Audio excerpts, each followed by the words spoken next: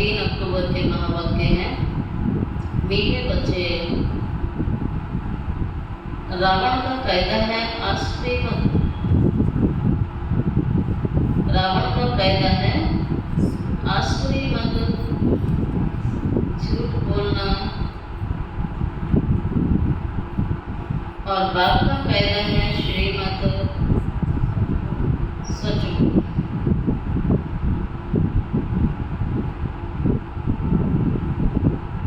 रावण का कायदा है आसुरी मत, झूठ बोलना। और बाप का कायदा है श्रीमत, सच बोलना। और आज बाबा ने पूछा है किन बातों का विचार कर बच्चों को आश्चर्य खाना चाहिए।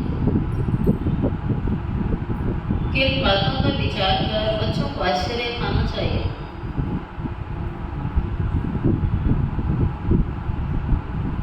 उत्तर है फर्स्ट पॉइंट है इसमें, कैसा ये बेहद का वंडरफुल नाटक है। जो फीचर्स जो एक सेकंड बाई सेकंड पास हुआ वह फिर वो बहुत रिपीट होगा। कितना वंडर है जो एक ही फीचर्स ना मिले दूसरे से। सेकंड पॉइंट है कैसे बेहद का बाप आकर के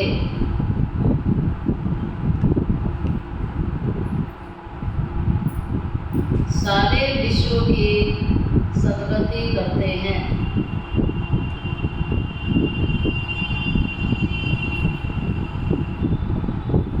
पढ़ाते हैं, ये भी वंडर है। कैसे गुप्त रीति से बाबा आकर के अपना कार्य कराते हैं, ये भी बहुत बड़ा वंडर है। ओम शांति। रूहानी बाप शिव बाबा बैठ अपने रूहानी बच्चे सालिग्रामों को समझा रहे हैं। आत्माओं का पिता आत्माओं को समझा रहा है। शिव सालिग्रामों को समझा रहे हैं। क्या समझा रहे हैं? आज बाबा भी क्या समझानी है?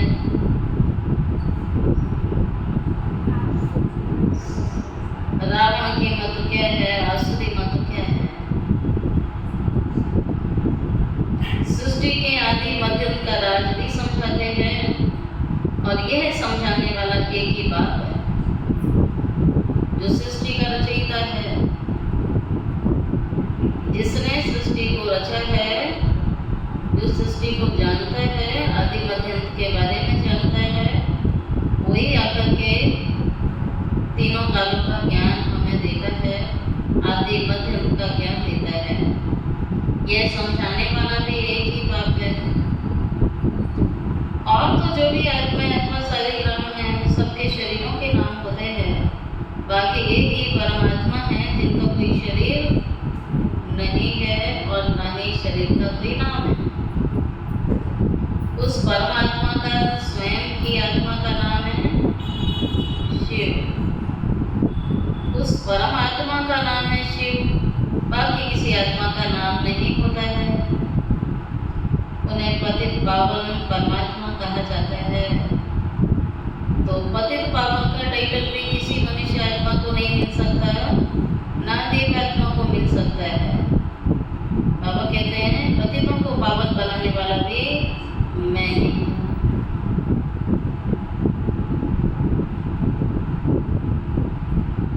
वही तो बच्चों को सारे विश्व के आदि मध्य का राज भी समझा रहे हैं।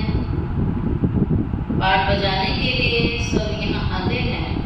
यह नहीं समझाया विष्णु के दो रूप हैं। विष्णु के दो रूप हैं। शंकर का तो कोई पार्टी नहीं है। ये सब बाप बैठ समझाते हैं।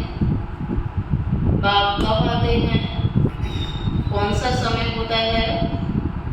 बाबा कहते हैं जैसे 24 घंटे में ब्रह्म मुहूर्त का समय माना जाता है, अमृत वेला, ठीक उसी प्रकार से सृष्टि का अमृत वेला ब्रह्म मुहूर्त अर्थात कलयुग और सतयुग के बीच का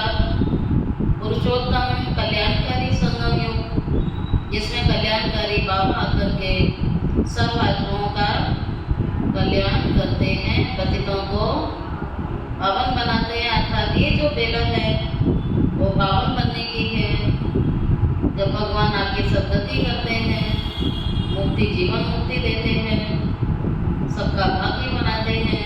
तो पूरी सृष्टि काल में अब 5000 सालों में यही वो समय है जब आत्माएं परमात्मा को पहचान जाती हैं और उससे अपना संबंध जोड़ करके स्वयं का परिवर्तन कर सकती हैं। ऐसे कहेंगे ये परिवर्तन का समय है।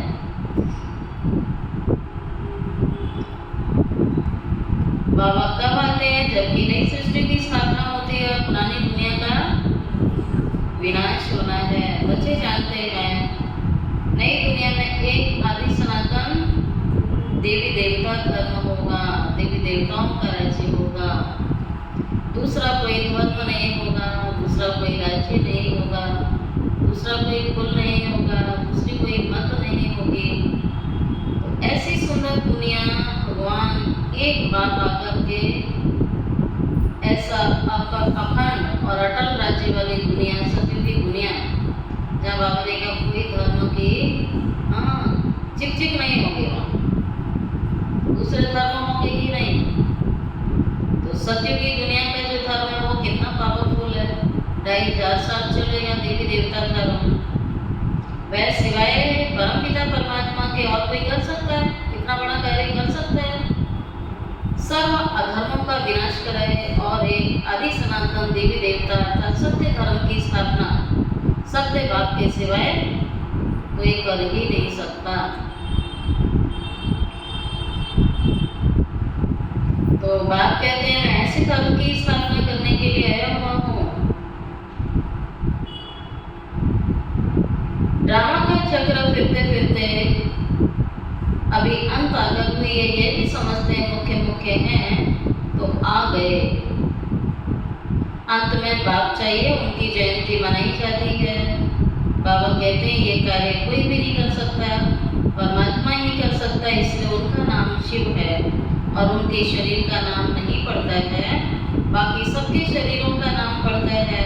तो ये समझते ही भूखे हैं और बाबा कहता है भूखे में सब आ जाते हैं। शिव जयंती इस समय मनाई जाती है जबकि दुनिया बदलनी है। दुनिया में कितनों की जयंती मनाई जाती है, लेकिन सबसे ऊंची जयंती किसकी है? शिव बाबा की है, जिसने कोई एक देश का या एक व्यक्ति का परिवर्तन नहीं, लेकिन समस्त विश्व, बाबा कहेगा पूरे विश्व को बदलने वाला, विश्व का पिता, विश्व कल्याणकारी शिव बाबा जो पूरे विश्व का परिवर्तन करता है। तो पूरे विश्व का परिवर्तन करने वाला तो अभी तो कोई आया नहीं है। तो सबसे ऊंची जयंती किसकी हुई फिर? बाप की हुई। बाबा कई बार कहते हैं बाकी सब बड़ी तुल्य जयंती है, हीरे तुल्य जयंती है तो एक बाप की है। आज दुनिया में फैशन बन गया ना जन्मदिन मनाने का, कितना धूमधाम से जन्मदिन मनाते हैं जैसे पता नहीं कितने महान कार्य करते हैं। बाबा कहता है सब बड़ी तुल्य है, दुनिया को और पतित बना रहे हैं।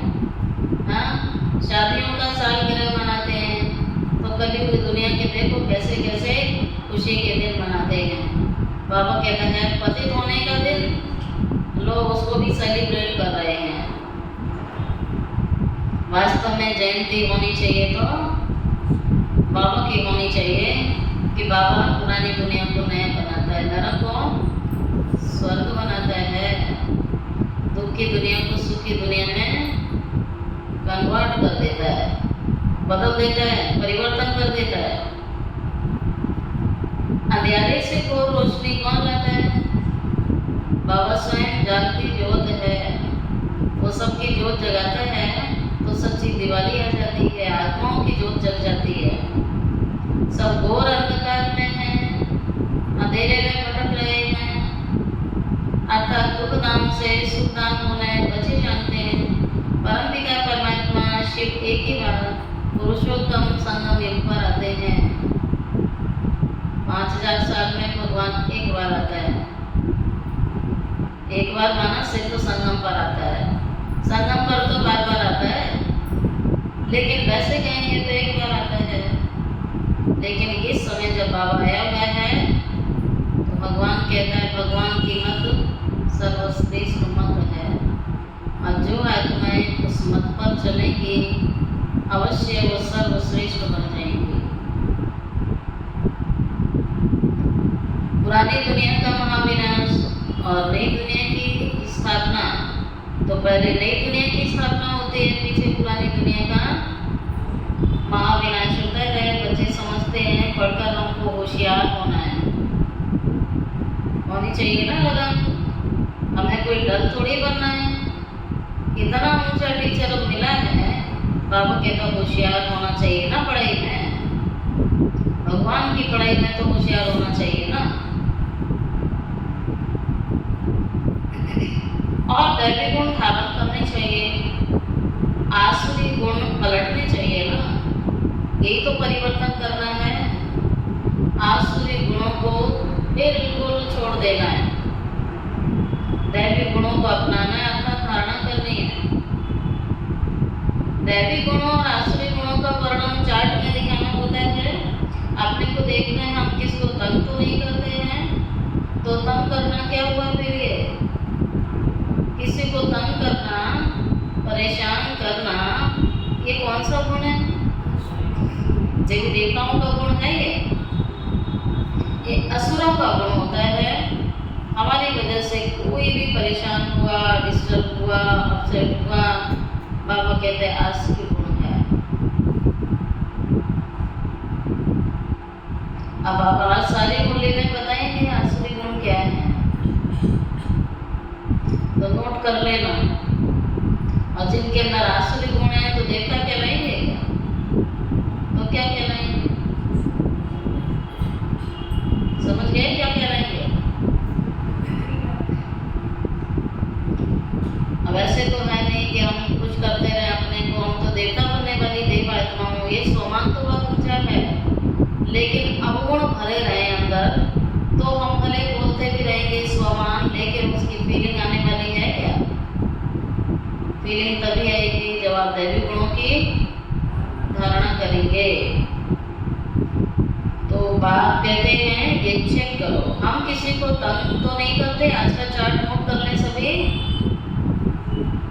पहला बाबा ने क्या कहा? झूठ तो नहीं बोलते। सेकंड पॉइंट, तंग तो नहीं करते हैं। थर्ड पॉइंट, श्रीमत के खिलाफ तो नहीं चलते हैं। श्रीमती कहना है हमारा, श्रीमती श्रृंगार है, श्रीमती शान है हमारी। श्रीमत के खिलाफ तो नहीं चलते हैं, ये चेक करो।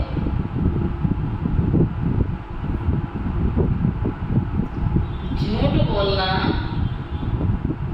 किसको दुख देगा, तंग करना, ये राम के कायदे हैं।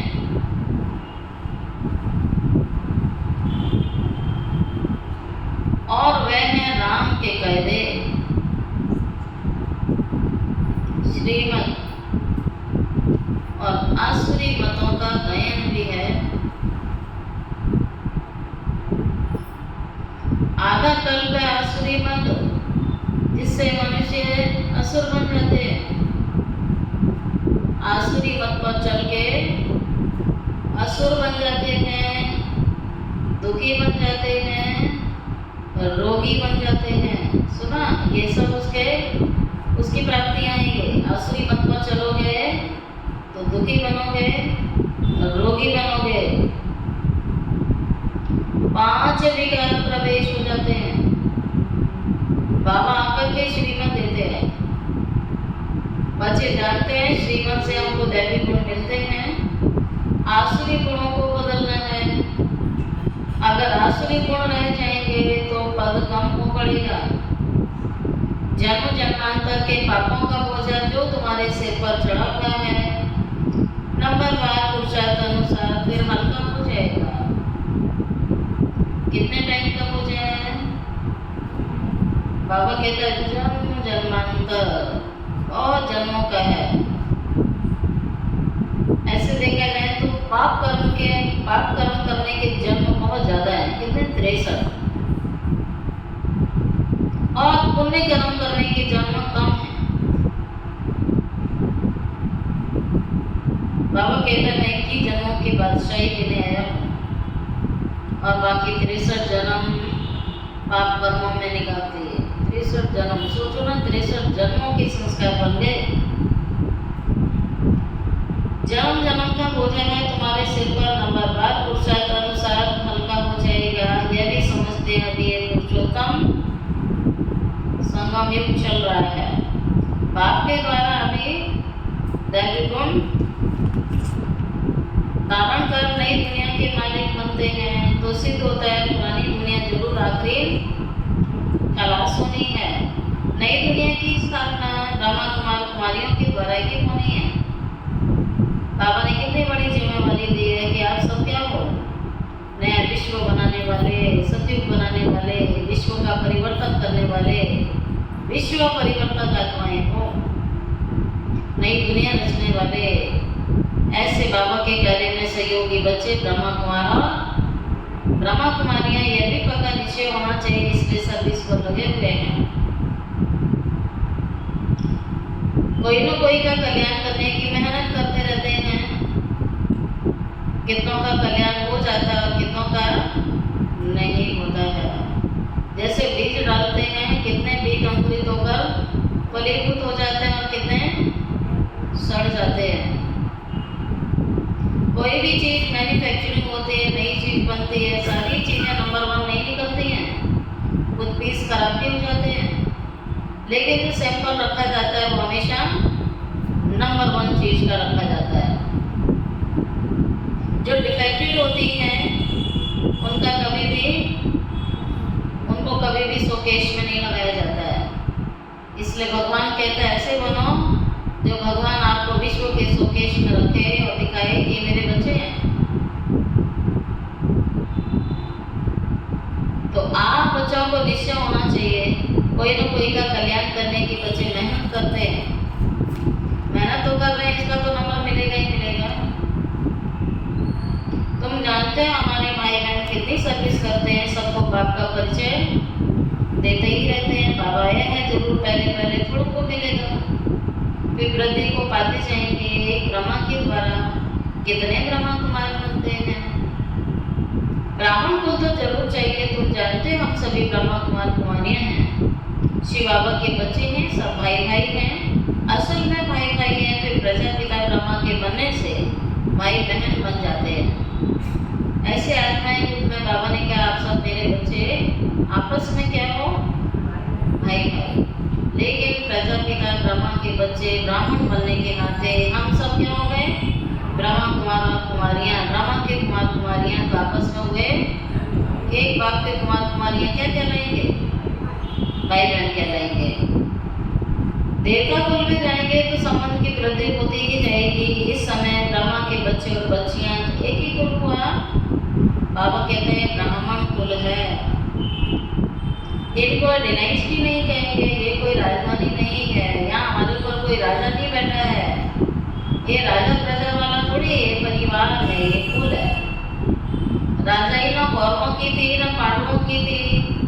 डायनेस्टी कब होती है, डायनेस्टी कब होती है जब राजा रानी नंबर 1 गद्दी पर बैठते हैं। अभी तो प्रजा का राजा पर राज्य चल रहा है शुरू से लेकर। पवित्र डायनेस्टी और अपवित्र डायनेस्टी चली गई। पवित्र डायनेस्टी देवताओं की चली, बच्चे जानते हैं 5000 वर्ष पहले हेलेन था, पवित्र डायनेस्टी थी। उन्हों के चित्र भी हैं, मंदिर कितने आलीशान बने हुए हैं। और कोई के मंदिर नहीं है, लेकिन इन देवताओं के ही मंदिर होते हैं। बाबा के तो और किसी के मंदिर हैं और किसी के मंदिर नहीं होते हैं। मंदिर सिर्फ देवताओं के बनाए जाते हैं।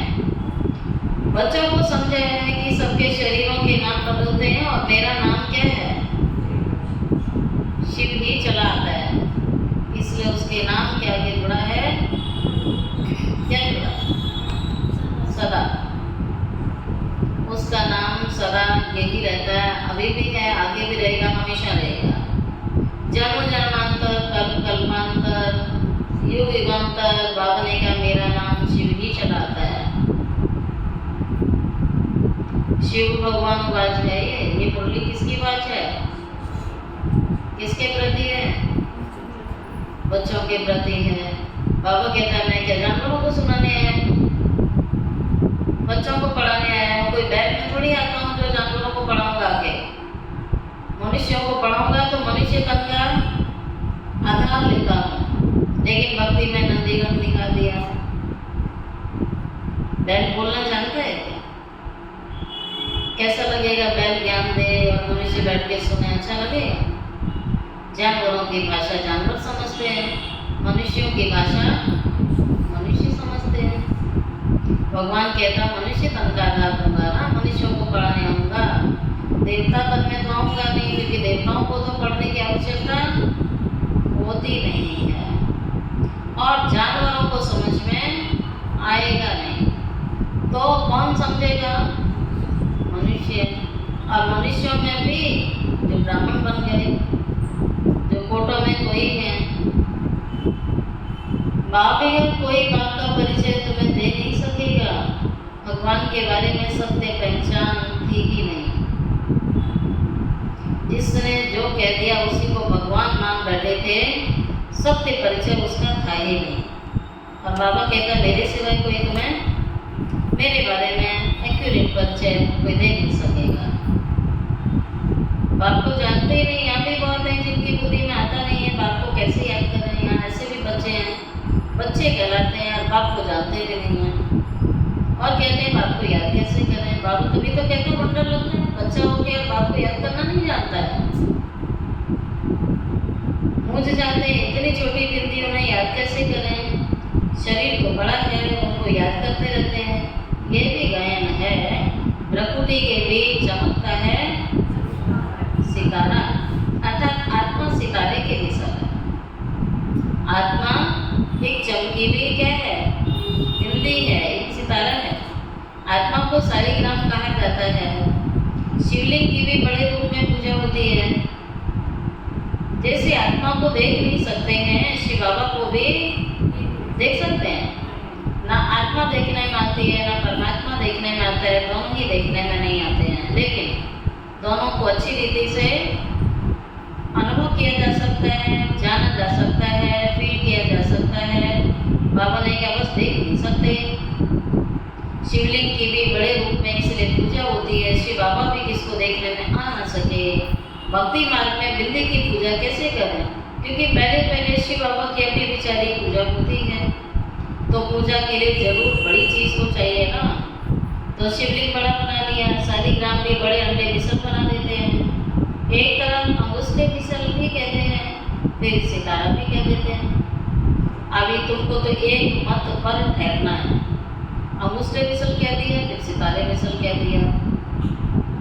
भगवान कहता है एक मत पर रुको ना, या तो अंगुष्ठे मिसल कह दो।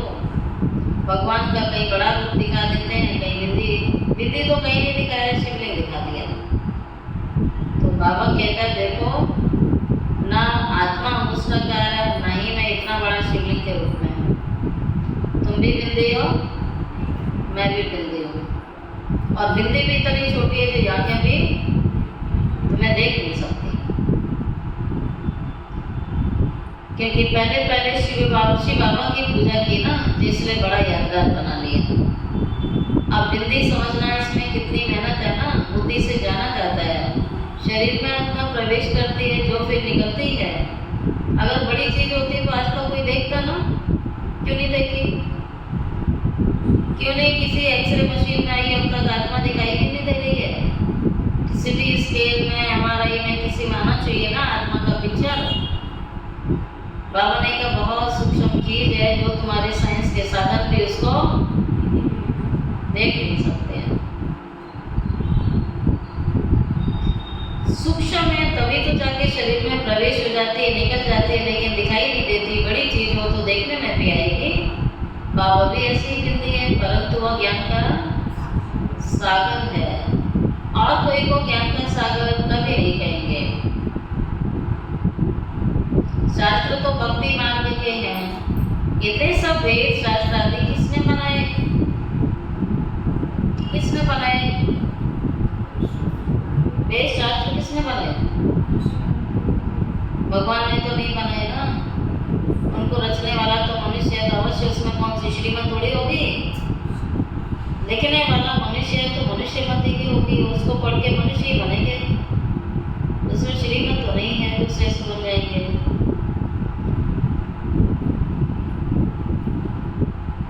बाबा ने कहा ये सब शास्त्र आदि बाद में बनाए, ज्ञान तो उनमें है नहीं। ज्ञान ही सागर एक बात है। शास्त्रों में ज्ञान की और सद्गति की कोई बात ही नहीं होती है। हर एक धर्म वाला अपने अपने धर्म स्थापक को याद करता है ना, अर्थात कोई न कोई धर्म संस्थापक देहधारी ही होता है। क्राइस्ट का भी चित्र है ना, सबके चित्र है, लेकिन शिव बाबा है विचित्र, जिसका कोई चित्र नहीं है, बाकी सबका चित्र है। न बच्चों का चित्र है, न बाप का चित्र है, न आत्मा का चित्र है, न परमात्मा का चित्र है, दोनों ही विचित्र है। आत्माएं सब भाई भाई हो, इतना तो समझते हो ना। ब्रदर्स में ज्ञान हो न सके, जो किसको ज्ञान देगा किसी की सद्गति करे। बाबा कहते हैं आत्मा आत्मा की सद्गति कभी नहीं करेगी, आत्मा भाई भाई की सद्गति नहीं करेगा और भाई भाई को कभी वर्षा नहीं देगा। सद्गति करने वाला तो एक ही बाप है ना। इस समय ब्रदर्स भी हैं और संगम पर बाप भी है। तो ये बाप और बच्चों का ये कुटुंब है, ये परिवार है, ये कुल है, ब्राह्मण कुल, जो क्या है सर्वश्रेष्ठ कुल है। सर्वश्रेष्ठ है, सारी दुनिया मनुष्यों से पढ़ रही है। हमें कौन पढ़ाता है? हमें रोज भगवान पढ़ाता है। बाप आकर सारे विश्व की आत्माओं को सद्गति देते हैं। तब दुनिया में पढ़ाई होती है, कितने घंटे स्कूल में जाते हैं? 6-7 घंटे लग जाते हैं। बाबा भी 6-7 घंटे पढ़ाता तो कोई आता? कितने बहाना मार देते। इसलिए बाबा इतने घंटे नहीं पढ़ाता है, वो पढ़ाता ही 1 घंटा है।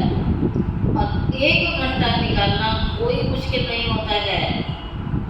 और यदि कोई कहता है कि टाइम नहीं है तो झूठ है ये। इतना व्यस्त संसार में कोई है नहीं और इतने घंटे कोई काम करता नहीं है। इतने घंटे कोई बिजी नहीं रहता है। भगवान कहता है 1 घंटा ऐसे ही निकल जाता है। श्री श्री 108 जगत गुरु कहो, विश्व का गुरु कहो, विश्व का सद्गति दाता एक ही है। जो बाबा कहते हैं चाहे श्री श्री 108 जगत गुरु कह लो, विश्व का गुरु कह लो, बात एक ही है। अभी सारी दुनिया में आसुरी मत है।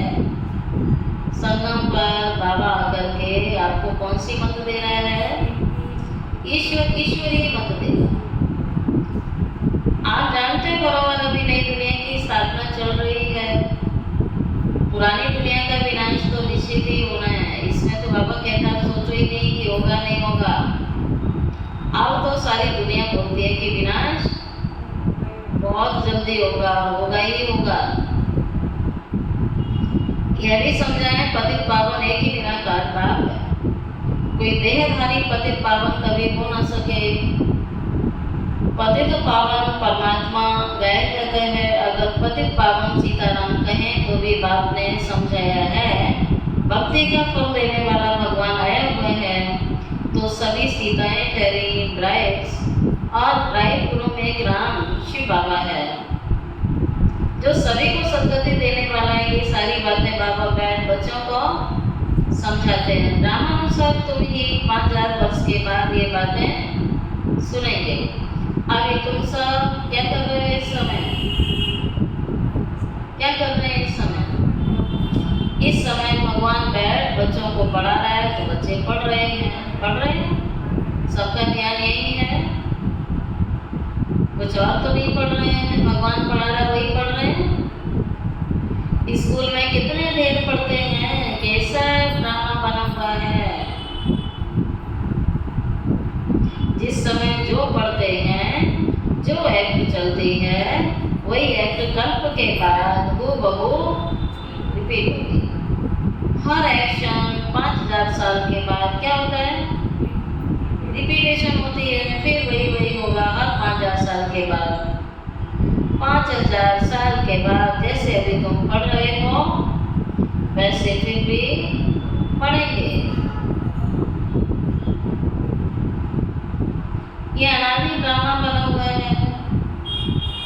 भी देखेंगे सेकंड बाई सेकंड नई चीज दिखाई पड़ेगी।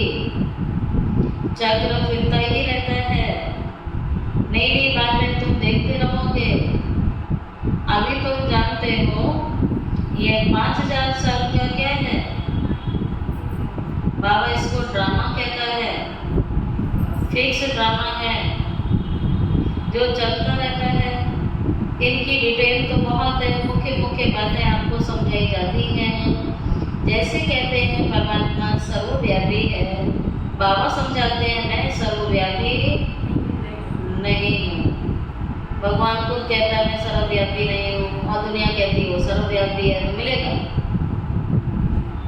दुनिया कहती है उस समय भगवान बैठा है, वो कहता है मैं बैठा ही नहीं हूँ, मैं अपने घर में बैठा हूँ। तुम सबका भी छोटा छोटा घर है ना, इतनी बड़ी दुनिया में भगवान कहता मेरा भी ठिकाना है, मेरा भी काम है, मेरा भी स्थान है। मैं सबके अंदर नहीं हूँ। बाप आकर अपना और रचना के आदि मध्य का परिचय देते हैं। तुम आगे जानते हैं बाप कल पाते हैं। बाबा किस लिए आते हैं? किस लिए आते हैं? बाबा आते हैं हमको वर्षा देने के लिए। यह भी गायन है ब्रह्मा द्वारा स्थापना, इसमें समझानी बहुत अच्छी है। विराट रूप का भी जरूर अर्थ होगा ना, परंतु सिवाय बाप के का कोई तुम्हें समझा न सके। चित्र बहुत है परंतु एक की भी समझानी कोई के पास है नहीं। ऊंच से ऊंच है कौन? सर्वोच्च किसको कहा जाता है? सर्वोच्च, सर्व में उच्च, सर्वोच्च, जिससे ऊंचा कोई संसार में ब्रह्मांड में है ही नहीं। तो ऐसे सर्वोच्च पिता की संतान हम बच्चे हैं, तो बाबा कहते हैं नशा चढ़ना चाहिए आपको। ऊंचे से ऊंच बाबा है, उनके चित्र हैं परंतु जानते कोई नहीं। अच्छा शिक्षा बताने उनको छोड़ दो, उसकी दरकार नहीं है।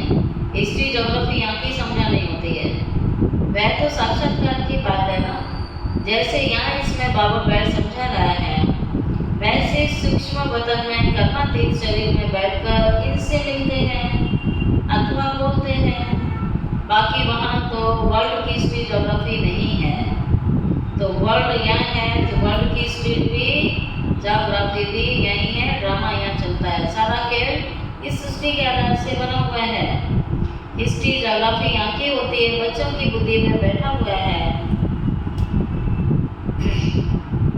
बच्चों की बुद्धि में बैठा हुआ है। क्या बैठा हुआ है? सत्युग में देवी देवताएं थे जिनको 5000 साल हुआ है। इस आदि सनातन देवी देवता धर्म की स्थापना कैसे हुई, यह भी दुनिया में कोई जानते नहीं है। और धर्मों की स्थापना के बारे में तो सब जानते हैं। धर्म पिता कौन है, कभी स्थापन हुआ, किसने स्थापन किया, लेकिन देवी देवता धर्म के बारे में सब भूल गए। किताब आदि भी है हर धर्म की, लाखों वर्ष की तो कोई बात हो ही नहीं सकेगी, ये बिल्कुल रॉन्ग है। परंतु मनुष्यों की बुद्धि, बाबा कहते हैं मनुष्यों की बुद्धि कुछ काम नहीं करती है। जो आया सो मत देते रहते हैं, लिखते रहते हैं। हर बात बाबा बच्चों को समझाते हैं। ऐसी कोई बात है जो ना समझाई हुई हो? हर बार बाबा समझाते हैं मीठे मीठे बच्चे अच्छी रीति धारण करो। भगवान की बातें सिर्फ सुनने के लिए नहीं है, भगवान की बात हर बार समझने की है, धारण करने की है, उतारने की है। मुख्य बात है बाबा की याद, मुख्य सब्जेक्ट है याद। ये याद की दौड़ी है, रेस होती है। कोई अकेले अकेले दौड़ते हैं, कोई जोड़ी को इकट्ठा बांध कर दौड़ते हैं, है ना। रेस में देखा होगा ना, कोई सिंगल सिंगल दौड़ते हैं। और एक दूसरी रेस होती है 3 टांग वाली, एक टांग उसकी बांध देते हैं तो 3 टांग हो गई। तो बाबा कहता कोई इकट्ठे दौड़ते हैं टांग बांध के, और कोई अकेले भी दौड़ते हैं। यहाँ जो जोड़ी है वो इकट्ठे दौड़ी लगाने की प्रैक्टिस करते हैं। परिवार में रहने वाले जोड़ी, कई बच्चे हैं इकट्ठे दौड़ रहे हैं, सोचते हैं सतयुग में भी ऐसे इकट्ठे जोड़ी बन जाएं। इस जन्म में जोड़ी बने हैं तो सतयुग में भी हमारी जोड़ी बनी रहे, उसके लिए बहुत ऊंचा पुरुषार्थ करने में लग जाते हैं। पर नाम रूप तुम्हारा बदल जाएगा, वही शरीर थोड़ी मिलेगा, शरीर तो बदलता रहता है। समझते हैं आत्मा एक शरीर छोड़ के दूसरा लेती है, फीचर्स तो दूसरा होगा, परंतु बच्चों को वंडर लगना चाहिए कि जो फीचर्स, जो एक्ट सेकंड बाई सेकंड पास हुई वह फिर 5000 साल के बाद क्या होगी, रिपीट होगी। कितना वंडरफुल ये नाटक है और कोई समझा नहीं सकेंगे। तुम समझते हैं हम सब पुरुषार्थ करते हैं, नंबरवार तो बनेंगे ही, सब तो कृष्ण नहीं बनेंगे, फीचर्स सबके डिफरेंट होंगे। एक का फीचर्स ना मिले दूसरे से। तो बाबा ने कहा कितना वंडरफुल नाटक है ये, 5000 साल के बाद हर सीन भी रिपीट होगा। एक का पार्ट, एक का फीचर्स ना मिले दूसरे से।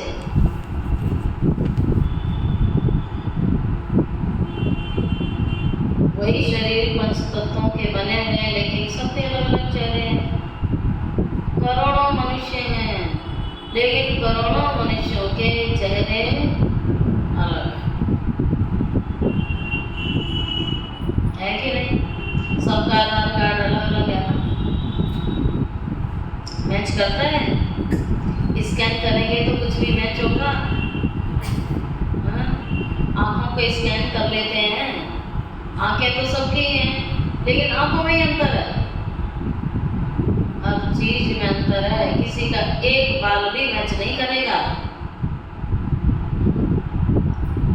एक बाल की भी मैचिंग नहीं है। इसलिए बाबा कहता है कितना वंडरफुल ड्रामा है। वही हुबहू क्या रिपीट होता है, सब विचार का आश्चर्य खाना चाहिए। कैसे बेहद का बाप आकर के हमें पढ़ाते हैं, मुस्काना भी वंडरफुल है, पढ़ाना भी वंडरफुल है, उसका कार्य भी वंडरफुल है। जन्म जन्मांतर तो भक्ति मार्ग के शास्त्र आदि पढ़ते हैं और साधुओं की कथाएं आदि भी सुनी ना, कहानियां कथाएं तो बहुत सुनी। भगवान कहता पढ़ाई में कथा कहानियां नहीं होती है, पढ़ाई होती है ये, और कथा कहानियां में रस आता है। बाप कहते हैं भक्ति का समय पूरा हुआ, आप भक्तों को भगवान द्वारा क्या मिलता है, फल मिलता है। छोटे बच्चे को पढ़ाया जाता है तो स्टोरी के माध्यम से ज़्यादा पढ़ाते हैं और पिक्चर दिखा के पढ़ाया जाता है। लौकिक दुनिया की पढ़ाई में भी ऐसे ही होता है, लेकिन जो पढ़ाई आगे जाती है, जो कथा कहानियाँ खत्म हो जाती है, चित्रों से नहीं समझाया जाता है। भगवान भी कहता है ये बहुत ऊंची पढ़ाई है, इसमें कथा कहानियाँ किसी और की नहीं, कहानी है तो हमसे जुड़ी हुई बाबा सुनाता है। जैसे 84 जन्मों की कहानी तो हम पर लागू होती है ना, हमारी कहानी बाबा ने सुनाई है, यहाँ बाबा किसी और की कहानी और कथाएं लेकर के नहीं सुनाता है। जन्म जन्मांतर तो भक्ति मार्ग की शास्त्र आदि पढ़ते ही आए, साधुओं की कथाएं आदि भी तुमने बहुत सुनी। बाप कहते भक्ति का समय पूरा हुआ, भक्तों को भगवान के द्वारा ही फल मिलता है ना। ये नहीं समझते हैं भगवान कब आता है, किस रूप में आता है, बस गाते रहते हैं, पता नहीं किस रूप में भगवान मिल जाएंगे, आ जाएंगे। अब पता ही नहीं है तो आ भी जाएंगे, कैसे पता लगेगा, पता ही नहीं है। कभी कहते हैं शास्त्र पढ़ने से भगवान मिलेगा, कभी कहते हैं यहाँ आएंगे, शास्त्रों से ही अगर काम हो जाता तो बाप को आना क्यों पड़ता, फिर गुरुओं से ही काम हो जाता तो भगवान को आने की आवश्यकता क्यों थी। शास्त्र पढ़ने से भगवान मिल जाए तो बाकी भगवान आके क्या करेगा। आधा कर्म तो तुम ही शास्त्र पढ़ते पढ़ते क्या बन गए, शास्त्रों को पढ़ पढ़ के नीचे तो आ गए और कलयुग बन गया ना, तमो प्रधानता आ गई। तो तमो प्रधान बन गए, बच्चों को सृष्टि का चक्र समझाते ही रहते हैं। और बच्चों को दैवी चलन भी चाहिए। बाबा कहते हैं कर्मों को सुधारो। कई बार जंग बहुत लगी होती है ना, तो फिर मिट्टी के तेल में उसको डाल के ही रखना पड़ता है। और थोड़ा लगा हुआ तो फिर कपड़े से ही साफ हो जाएगा। कपड़े का तेल लगाया वो तो साफ हो जाएगा।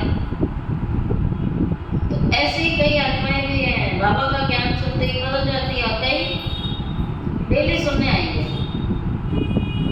लेकिन परिवर्तन दूर दूर तक दिखता नहीं है। परिवर्तन हर रोज बदल रहा है, दिन बदल रहा है, सब कुछ बदल रहा है, बदल रहा है। बाबा कहते हैं तुम बदल रहे, चेक करो। कल भी वही थे, आज भी वही है, कल भी वही होंगे, बदल जाए दुनिया, हाँ? ऐसा तो नहीं सोच रखा है या हम जरूर बदल के ही दिखाएंगे, मुझे ही बदलना है, दूसरा बदले नहीं, ये नहीं सोचो मुझे ही बदलना है, भगवान मुझे ही पढ़ाने आया है।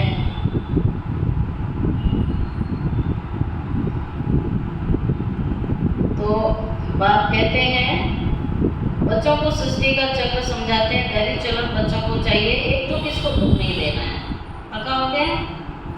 ये प्रण कर लो, ये प्रतिज्ञा कर लो कि मुझे किसी को, बोलो सब बोलो, सबने नहीं बोला अभी, जो नहीं बोल रहा है वो दुख देंगे क्या? बाबा सुन रहा है, दिल से बोलो मुझे किसी को, पीछे वालों ने बोला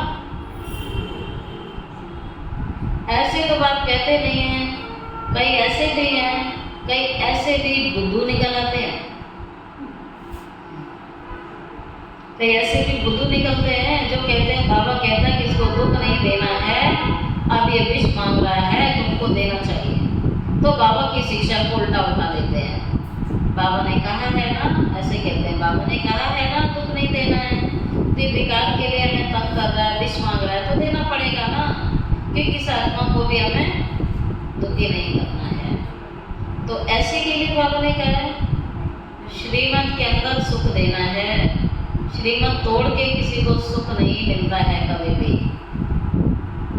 वो सुख देना नहीं है, वो दुख देना ही है। विकार आदि मध्यम तो दुख ही देता है। अगर विकारों में सुख होता तो विष देने वाले, विष लेने वाले सब सुखी होते और संसार स्वर्ग होता। पूरे संसार में विष की लेन देन चल रही है, विषय सागर बन गया है, तो सुख का सागर होना चाहिए, सुख की दुनिया होनी चाहिए, तो दुख की दुनिया कैसे हो गई? तो बाबा कहता कि ऐसे भी मूढ़मती है मेरे बच्चे, ज्ञान को उल्टा लेते हैं। कहते हैं वो विष मांगता है उनको देना चाहिए, नहीं तो किसको दुख देना होगा ना। ऐसे समझने वाले मूढ़मती हैं, भगवान कह रहा है बुद्धू हैं। ऐसे समझने वाले मूढ़मती हैं। बाप कहते हैं पवित्र तो उसके लिए तो भगवान कहता है मर मिटना पड़े, दुख देना तो बहुत दूर की बात, कुछ भी करना पड़े, पवित्र तो जरूर बनना है। इसमें तो किसी की सुनी ही नहीं है।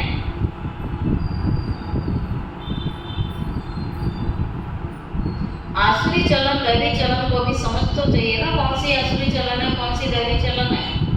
बुद्धि में क्लैरिटी होनी चाहिए कि कौन सा कर्म आसुरी है, कौन सा कर्म ईश्वरीय है, दैवी है। बात तो कहते हैं ना, मनुष्य तो ये भी नहीं समझते, वह तो कह देते हैं आत्मा निर्लेप है, कुछ भी करो, बस गंगा जी में जाके डुबकी लगा लो, कुछ भी करो, कुछ भी खाओ पियो, विकार में जाओ, कोई हर्जा नहीं है। ऐसे भी सिखाने वाले भी बहुत है, बाबा नाम नहीं लेता है, कहते हैं खाओ पियो कुछ भी करो, पवित्रता की कोई बात नहीं होती, बस भगवान का नाम जपते रहो, बस कुछ भी करते रहो, बस नाम जपो। कितनों को पकड़ कर ले आते हैं, बाहर में भी वेजिटेरियन बहुत रहते हैं, जब अच्छा है तब तो वेजिटेरियन बनते हैं ना। सब जातियों में वैष्णव होते हैं, चीची चीज नहीं खाते हैं, लेकिन बहुत थोड़े लोग होते हैं। बाबा ने क्या माइनॉरिटी होते हैं, तुम भी माइनॉरिटी हो ना, बहुत थोड़े बच्चे हो, इस समय तुम कितने थोड़े हो। चीची वस्तु ऐसे कोई के हाथ की बनाई हुई खानी चाहिए। हाँ? बाबा कह रहे हैं चीची वस्तु ऐसे कोई के हाथ की बनाई हुई नहीं खानी चाहिए। अच्छा क्या कहते हैं बाबा, आहिस्ते आहिस्ते वृद्धि को पाते रहेंगे। तुम बच्चे बहुत थोड़े हैं, बच्चों को यही शिक्षा मिलती है, दैवी गुण धारण करो। सुना, आज की मुरली की मुख्य शिक्षाएं हैं, दैवी गुण धारण करो, चीची वस्तु ऐसे कोई के हाथ की बनाई हुई नहीं खानी है। आज के समय ये नहीं है, हम कह देते हैं तो ज्ञान में चलता है, आजकल फैशन निकल गया है ना, कहते हैं तो पीके है, हलवाई है, उसके हाथ का बना हुआ खाते हैं, वो गृहस्थी है। हलवाई को वैसे भी टाइम नहीं मिलता है, वो क्लास भी नहीं कर पाते हैं, और घर गृहस्थ में रहने वालों का किस पर आप भरोसा करोगे, और ऐसों के आम का खा लेते हैं। तो बाबा कहते हैं तो नियम टूट गया, कोशिश करनी चाहिए ना, हाथ से बनाओ, खुद ही बनाओ, अपने सामने बनाओ। अच्छा मीठे मीठे सिखी लगे बच्चों प्रति माता पिता बाप दादा का याद प्यार और गुड मॉर्निंग। रूहानी बाप की रूहानी बच्चों को नमस्ते, रूहानी बच्चों की रूहानी बाप दादा को याद प्यार, गुड मॉर्निंग और नमस्ते नमस्ते नमस्ते।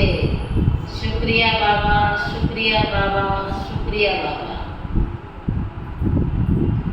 क्या सुना?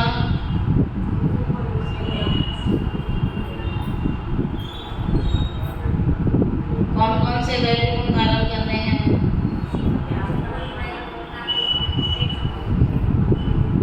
दैवी गुण तो ये हुआ ना, सच बोलना है, सुख देना है सबको। आसुरी गुण हुआ तंग करना, झूठ बोलना और किसी को भी दुख देना। बाबा ने कहा ना चेक कर लो, ऐसे तो आप नहीं करते, लेकिन चेक कर लो, कभी कभी ऐसा कृत्य होता तो नहीं है।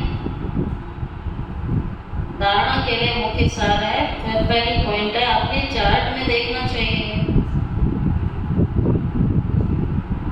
अपने चार्ट में देखना है। फर्स्ट पॉइंट है, हम श्रीमत के खिलाफ तो नहीं चलते हैं।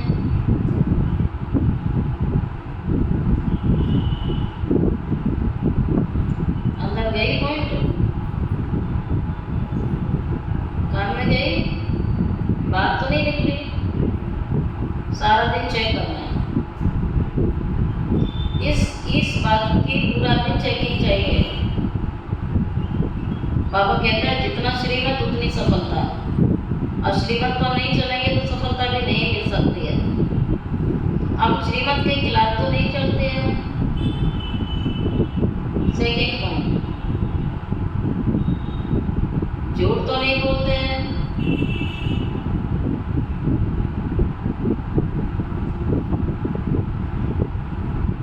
थर्ड है, किसको तंग तो नहीं करते।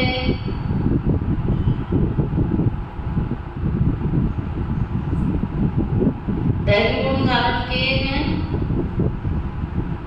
ये चार्ट हम सभी को आज पूरा दिन चेक करना है। अच्छा, सेकंड पॉइंट है, पढ़ाई के साथ साथ दैवी चरण धारण करनी है, पवित्र जरूर बनना है।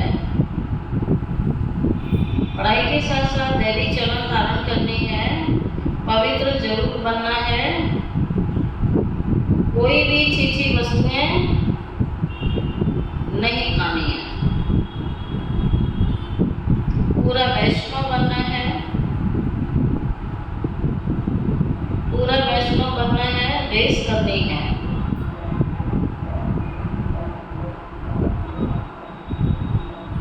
और आज बाबा ने वरदान सुनाया है, तो सभी बाप दादा का वरदान लेंगे। बाप के फरमान पर बुद्धि को खाली रखने वाले, व्यर्थ व विकारी स्वप्नों से भी मुक्त भव। बाप के फरमान पर बुद्धि को खाली रखने वाले व्यर्थ व विकारी स्वप्नों से भी मुक्त भव। बाप का फरमान है, ये फरमान है भगवान का। क्या है? सोते समय सदा अपनी बुद्धि को क्लियर करो, चाहे अच्छा और चाहे बुरा, सब बाप के हवाले कर दो। अपनी बुद्धि को खाली करो, चाहे अच्छी बातें हैं चाहे बुरी बातें हैं, लेकिन जब सोए तो सब बाप के आगे हवाले कर दो और बुद्धि को खाली करके सोना है। ये बाप का क्या है? ये उसका फरमान है, ये उसकी आज्ञा है। बाप को देकर बाप के साथ सो जाओ, बाप को देकर के बाप के साथ सो जाओ, अकेले नहीं। अकेले सोते हो या व्यर्थ बातों का वर्णन करते करते सोते हो, तब व्यर्थ व विकारी स्वप्न आते हैं। ये भी अलबेलापन है। इस अलबेलेपन को छोड़ फरमान पर चलो तो व्यर्थ व विकारी स्वप्नों से मुक्त हो जाएंगे। स्लोगन। तकदीरवान आत्माएं ही सच्ची सेवा द्वारा सबके आशीर्वाद प्राप्त करती हैं। बोलिए सभी।